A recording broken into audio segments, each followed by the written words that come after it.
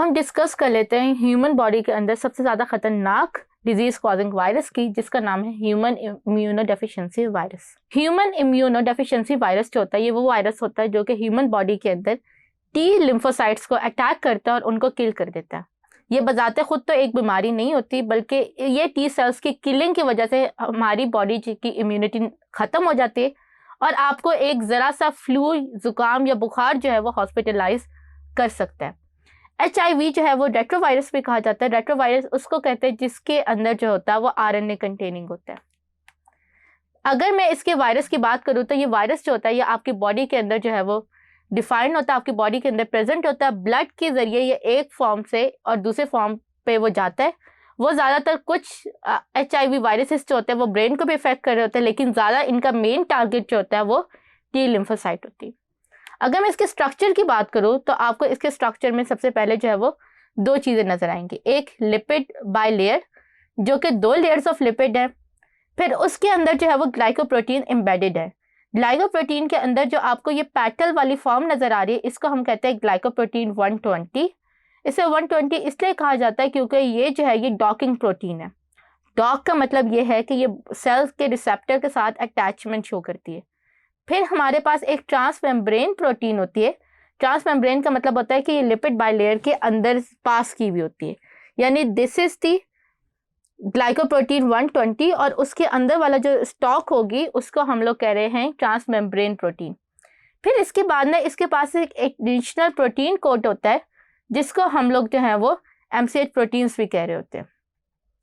फिर उस protein coat के बाद जो एक आपको ये प्रोटीन कोट जो है ये ब्लू कलर के फॉर्म में नजर आ रहा होगा, इसको हम लोग मैट्रिक्स प्रोटीन भी कहते हैं और ये पार्टिसिपेट करते हैं बैक्टीरिया फेज के जो है वो अर्ली फॉर्म ऑफ रेप्लिकेशन में। फिर उसके बाद इसका इंटरनल कैप्सिड आता है। उस कैप्सिड के अंदर जो होता है वो 2 RNA की कॉपीज जो होती है वो प्रेजेंट होती हैं एंड देन कुछ एंजाइम्स होते हैं जिनको हम लोग रिवर्स ट्रांसक्रिप्टेज कहते हैं। ये रिवर्स ट्रांसक्रिप्टेज इस RNA की जो है वो DNA की फॉर्म के अंदर जो है वो ट्रांसक्रिप्शन के अंदर हेल्प कर रहे होते हैं। उसके बाद हम इसके लाइफ साइकिल को जो है वो अंडरस्टैंड कर लेते हैं। इसका सबसे ज़्यादा आप हमेशा याद रखें, किसी भी वायरस और बैक्टीरिया के जब आपने इसको स्टडी करना हो तो उसका लाइफ साइकिल उसकी स्टडी में और उसकी किलिंग या वो किस तरह डिजीज़ कॉज करता है उसके अंदर सबसे ज़्यादा इंपॉर्टेंट रोल प्ले कर रहा होता है। तो सबसे पहले अगर आप डायग्राम को देखो तो यहाँ पे आकर जो है वो आपकी इसके अंदर टी लिम्फोसाइट्स के ऊपर कुछ ऐसे रिसेप्टर्स होते हैं जिन्हें हम CD4 रिसेप्टर कहते हैं। ग्लाइकोप्रोटीन 120 जो है वो इस CD4 के साथ जो है वो अटैचमेंट कॉज करती है, जिसकी वजह से टी लिम्फोसाइट उसके अंदर एंटर होता है by the process known as endocytosis. जैसे एंडोसाइटोसिस होती है तो उसके बाद जो है प्रोटीन एनवेलप जो है वो रिमूव होता है और इस स्टेप को हम लोग जो है वो अनकोटिंग कहते हैं। अनकोटिंग के बाद आपका जो वायरल RNA है वो एक्सपोज होता है। By using the reverse transcriptase वो वायरल RNA कन्वर्ट हो जाता है इनटू कम्प्लीमेंट्री DNA। कम्प्लीमेंट्री का वर्ड मैंने इसलिए यूज़ किया है कि जो RNA DNA को सिंथेसाइज करे वो कॉम्प्लीमेंट्री DNA होता है। अब ये DNA जो है वो उसके अंदर जो है वो रेप्लिकेशन का प्रोसेस होता है और वो डबल स्ट्रैंडेड DNA क्रिएट करता है। फिर ये double stranded DNA human DNA के साथ जाकर इंसर्ट हो जाता है by the process known as integration. और इस इंटीग्रेशन के प्रोसेस को कौन हेल्प कर रहा होता है? Integrase enzyme. अब यहाँ पे आपने ये बात याद रखनी है कि जैसे ये इंटीग्रेशन का प्रोसेस कंप्लीट होगा ना, ये वायरस जो है ये प्रो वायरस बन जाएगा और फिर ये जो है ये प्रो वायरस जो है ये इस तरह डोर्मेंट फॉर्म में काफ़ी टाइम तक रहेगा एंड देन ये अपने आप को ट्रांसक्रिप्शन का प्रोसेस करेगा। ट्रांसक्रिप्शन से ट्रांसलेशन होगी और उसके अंदर जो है वो इसकी असेंबली होगी, यानी कि इसके जो है वो पार्ट्स क्रिएट होंगे, उनकी सिंथेसाइज होगी। जब ये पार्ट्स क्रिएट होंगे, सिंथेसाइज होंगे, तो देन जब ये बर्ड ऑफ होंगे और बर्ड ऑफ करने की वजह से ये अपने टी लिम्फोसाइट का जो है वो एक स्मॉल पोर्शन जो है वो लेकर बर्ड ऑफ हो जाएंगे। हमने बैक्टीरियोफेज में क्या पढ़ा था कि वो सेल को ब्रस्ट कर देते। इस केस में क्या होता है कि बारी बारी एक एक बनता जाता है और ये टी लिम्फोसाइट से ब्रस्ट ऑफ करके निकल जाता है। जब ये बडिंग करते हैं ना तो टी लिम्फोसाइट की क्योंकि सेल मेम्ब्रेन जो है ये इस्तेमाल किए एनवेलप क्रिएट करने के लिए, तो टी लिम्फोसाइट जो है वो छोटा होता रहता है और इसकी सेल मेम्ब्रेन जो है वो छोटी होती रहती है। और एक टाइम ऐसा आता है कि टी लिम्फोसाइट जो है वो इतना छोटा हो जाता है कि वो नियरली जो है वो यूजलेस हो जाता है और नाकारा होकर डिस्ट्रॉय हो जाता है। उसके बाद जब ये HIV आपकी बॉडी के अंदर एंटर हो गया तो उसने जो है वो सर्टेन डिजीज़ के सिम्टम्स शो करेंगे। इनकी स्टेजेस को हम लोग 3 स्टेजेस में डिवाइड करते हैं।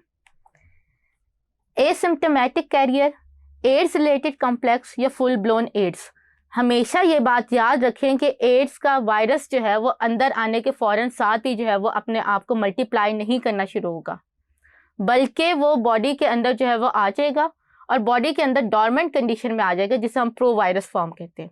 और उस वजह से जब वो इंसान जो है वो किसी भी चीज़ को यूज़ करेगा या किसी भी पार्टनर के साथ या किसी भी अपने फ्रेंड के साथ चीज़ें शेयर करेगा, तो वो वायरस जो है वो खामोशी से उसके अंदर भी जो है वो ट्रांसफ़र होना शुरू हो जाएगा और विक्टिम को पता नहीं चलेगा कि वो अपने साथ साथ कितने लोगों में ये बीमारी जो है वो ट्रांसफ़र करे। एसिम्प्टोमेटिक कैरियर के अंदर जो होता है वो ये होता है कि बीमारी के सिम्टम्स आते हैं, लेकिन वो ऐसे सिम्टम्स होते हैं जैसे आपके डेली रूटीन के सिम्टम्स होते हैं। या तो स्किन रैशेज होंगे, चिल्स होंगे, मसल एक होंगे, फीवर होगा, और ये जो सिम्टम्स होंगे ना, ये थोड़ी देर के लिए आएंगे और फिर उसके बाद गायब हो जाएंगे। तो उसकी वजह से जो विक्टिम होगा उसको ये लगना शुरू हो जाएगा कि उसके साथ कोई थोड़ा सा इशू है, या डेली मौसमियाती तब्दीली की वजह से उसकी बॉडी के अंदर जो है वो इस तरह के चेंजेस आ रहे हैं। फिर क्या होगा? फिर आहिस्ता आहिस्ता एड्स जो है वो अपने सिम्टम्स जो है वो आहिस्ता आहिस्ता शो करना शुरू कर देगा। उनमें जो कॉमन सिम्टम्स है वो है night sweats, sore throat, fever, muscle ache, fatigue, skin rashes, chills, swollen, lymph nodes and mouth ulcer. जैसे ये सिम्टम्स जो है ये बहुत ज़्यादा परसिस्टेंट हो जाएंगे और शो होना शुरू हो जाएंगे, उस टाइम जो है ये पेशेंट के लिए अलार्मिंग सिचुएशन होगी और पेशेंट को जो है वो सजेस्ट किया जाएगा कि वो हॉस्पिटलाइज हो जाए और हॉस्पिटल में एंटर हो जाए। फिर आखिरी स्टेज आते हैं जिसको हम लोग फुल ब्लोन एड्स कहते हैं। फुल ब्लोन एड्स के अंदर जो होता है, एड्स का पेशेंट जो है वो मुख्तलिफ बीमारियों का शिकार हो जाता है।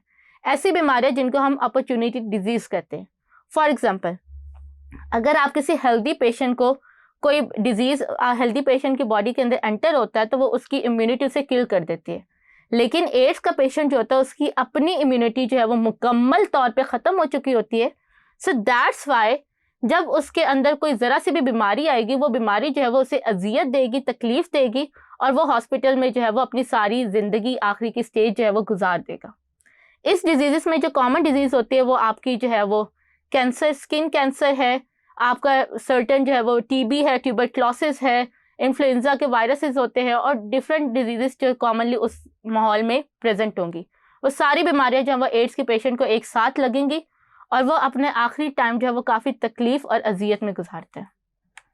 फिर उसके बाद हम ट्रीटमेंट की बात करते हैं।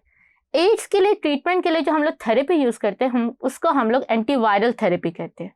एंटीवायरल थेरेपी जो होते हैं उसके सर्टेन कॉम्बिनेशंस होते हैं और जो एड्स का पेशेंट होता है वो अपने डॉक्टर के मशवरे से कि उसकी बॉडी के लिए क्या चीज़ सूटेबल है, उसके वजह से वो सर्टेन कॉम्बिनेशन ऑफ मेडिसिन ले रहा होता है।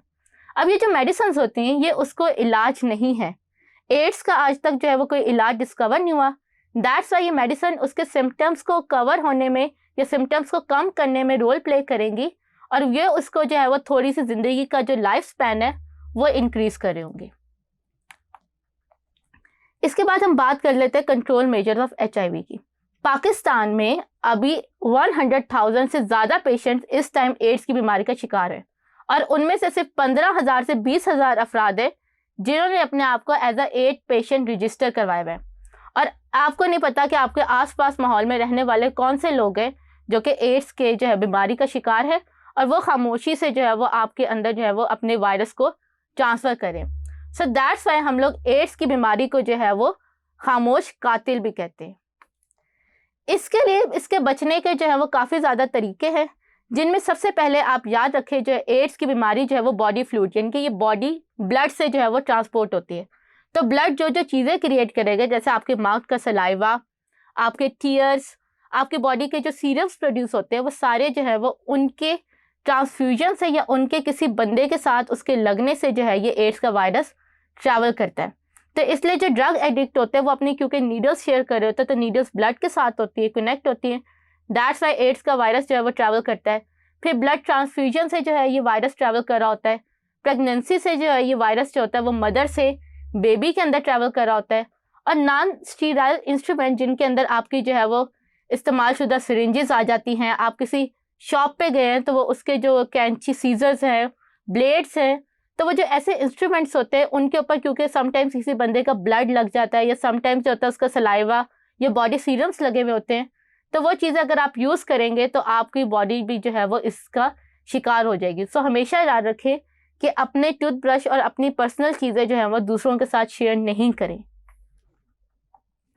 फिर ये चीज़ आपने याद रखनी है कि जो एड्स के पेशेंट हो गए उनके साथ हाथ मिलाने, खाना खाने से जो है, या उनको अगर कोई मॉस्किटो या इंसेक्ट काट गया तो उससे जो है वो आपकी तरफ जो है वो डिजीज़ नहीं आएगा, या अगर आप उनके साथ स्विमिंग कर लेते हैं या शॉवर ले लेते हैं तो उससे जो होता है ये बीमारी नहीं फैलती। सो दैट्स वाई हमें एड्स के पेशेंट को जो है वो अछूत नहीं समझना चाहिए, बल्कि जो है वो हमें उनके साथ थोड़ा सा कोऑपरेट करना चाहिए और इस बात को यकीन दहानी करनी चाहिए कि उनका इलाज जो है वो मुस्तकिल हो और हम जो है वो उनके साथ इस तरह के कॉन्टैक्ट से जो है वो हमारा या वायरस का जो है वो ट्रांसमिशन नहीं होता।